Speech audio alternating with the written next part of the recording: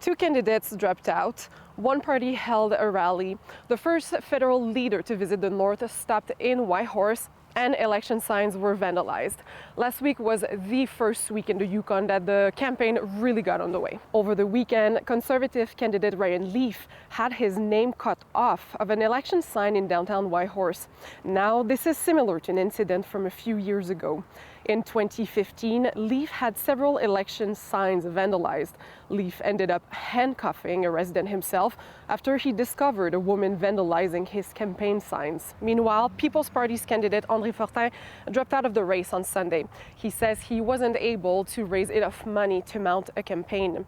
Now the Yukon is down to 4 confirmed candidates. That's Brendan Hanley with the Liberals, who was campaigning in Whitehorse last week, Catherine McCollin with the NDPs who traveled to Dawson City, Leaf with the Conservatives, and the Green Party's candidate Gabriel Dupont. Dupont hosted Green leader Jonathan Pedneau, who visited Whitehorse last Monday.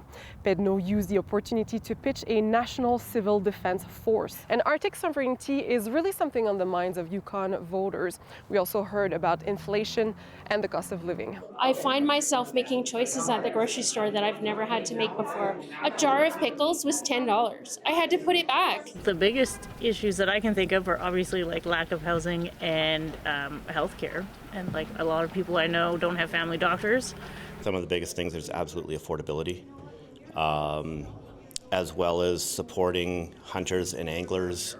Firearms issue is a big topic. Finally, Leaf opened his campaign office with a major rally.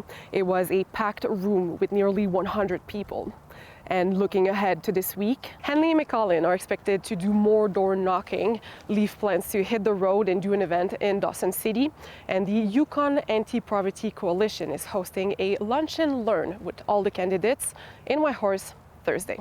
Virginie Ann, CBC News, Whitehorse.